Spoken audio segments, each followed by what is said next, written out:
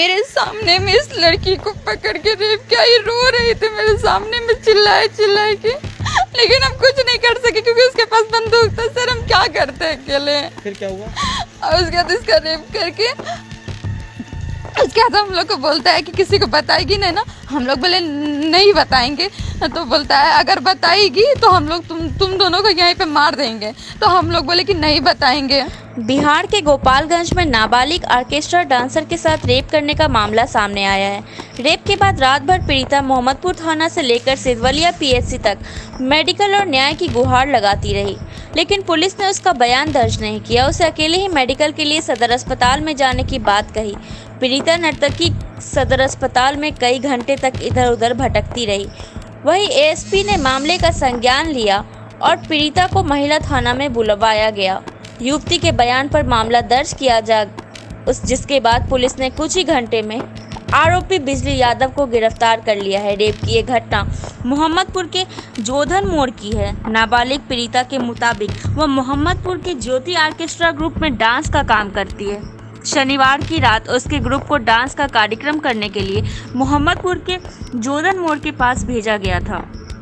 पीड़िता के मुताबिक कार्यक्रम के बाद ऑर्केस्ट्रा संचालक द्वारा जबरन उसे स्थानीय दबंग युवक के बाइक पर घर छोड़ने की बात कही गई, जिसके बाद दबंग युवक को दो नर्तकियों को साथ लेकर निकला। इस दौरान रास्ते में खेत में ले जाकर एक युवती के साथ जबरन दुष्कर्म की घटना को अंजाम दिया गया, जबकि दोनों युवतियां बार बार छोड़ने की गुहार लगाती रही।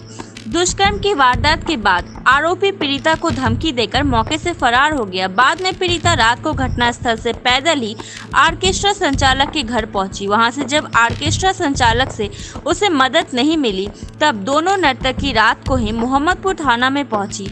वहां ड्यूटी पर मौजूद पुलिस ने उन्हें सुबह मेडिकल कराने के बाद थाना में आने की सलाह दी। पीड़िता सदर अस्पताल में इधर उधर भटक रही थी। पीड़िता के मुताबिक वो वेस्ट बंगाल के दमकल इलाके की है। वो ऑर्केस्ट्रा के काम करके अपनी पढ़ाई कर रही है। हम ज्योति ऑर्केस्ट्रा ग्रुप में गए हुए थे प्रोग्राम के लिए कल, और उधर से जब प्रोग्राम ख़त्म हो गया तो हमारा मालिक घर जा चुका था पहले ही। हमारी लेडीज़ को छोड़ने के लिए एक वहाँ से आदमी जो हम लोग को छोड़ने के लिए, जो प्रोग्राम करवाया था, तो हम लोग को छोड़ने के लिए आया। तो तीनों को एक ही बाइक में बैठाया और जेंट्स को बोला कि बगल में ये तुम लोग पैदल चले आओ। तो वो लोग पैदल आ रहा था, तो हम लोग चले गए उसके साथ। तो एक का पहले घर पड़ता है तो उसको रूम पे उतार दिया।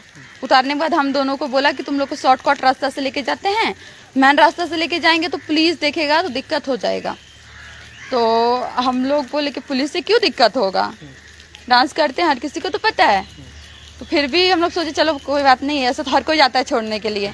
तो हम लोग भरोसा करके उसके साथ चले गए, लेकिन वो कादे वाला रास्ता में ले जाके वो बीच में लेके गया, जबकि पूरा पिछल रास्ता था कि जिस वजह से हम लोग भाग भी ना सके। तो जब बीच में ले जाके बोलता है कि हमको चाहिए, हम बोले पागल हो गए भैया, आपको हम लोग भैया बोल रहे हैं, आप पागल हो गए हैं। तो बोलता है उतना हम नहीं जानते, हमको चाहिए, अगर नहीं दोगी तो हम ज़बरदस्ती करेंगे। तो हम बोले ऐसा कुछ नहीं होता, कैसे आप ज़बरदस्ती कर लीजिएगा। तो बाइक को हम बोले घुमाइए जल्दी, लेके चलिए हम लोग को घर। तो बाइक को ऐसे घुमाया, हम लोग उतरे। घुमाने के लिए जब बाइक घुमा रहा था तब हम लोग उतर के दोनों हम लोग सोचे कि भाग जाएंगे अब। तो हम लोग ऐसे भागने लगे ना, तो बाइक को छोड़ के हम लोग के पीछे में दौड़ गया बंदूक लेके। हाँ, बोलता है अगर नहीं करने देगी तो ज़बरदस्ती करेंगे। जैसे किया? हाँ, तो इसके साथ में ज़बरदस्ती किया और मेरे सामने में किया। मेरा तबीयत ख़राब था, मेरा ऑपरेशन हुआ है। हाँ, तो उसका पैर और पकड़े, भैया हम लोग का तबीयत ख़राब, भैया हम लोग को छोड़ दीजिए। हाँ, तो बोलता है तुमको छोड़ देंगे लेकिन इसके साथ करेंगे। बोले भैया ऐसा कुछ मत कीजिए। लेकिन हम लोग बोले कि अगर आपको चाहिए ना, तो हम लोग उनको ऐसे मतलब मनाने के लिए हम बोले ठीक है चलिए रूम पे हम लोग करेंगे आपके साथ, रूम पे चलिए हम लोग करेंगे। लेकिन वो बोलता नहीं हम यहीं पे करेंगे। तो हम बोले यहाँ पे कादो कीचड़ है, आप रूम पे चलिए, आपको जब करना ही है तो कोई बात नहीं, आप चलिए रूम पे।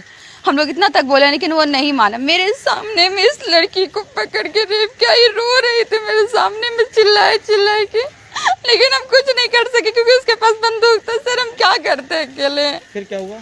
और उसके बाद इसका रेप करके उसके बाद हम लोग को बोलता है कि किसी को बताएगी नहीं ना। हम लोग बोले नहीं बताएंगे। तो बोलता है अगर बताएगी तो हम लोग तुम दोनों को यहीं पे मार देंगे। तो हम लोग बोले कि नहीं बताएंगे।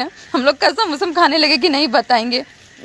उसके बाद वो अपना बाइक निकाल के चले गया और उतना पानी में हम दोनों पैदल फिर हम लोग मालिक के रूम के पास गए रात भर पैदल चले? और मालिक के रूम के पास गए, बगल में ही था जो लड़की को छोड़ा गया, तो मालिक का ही रूम था।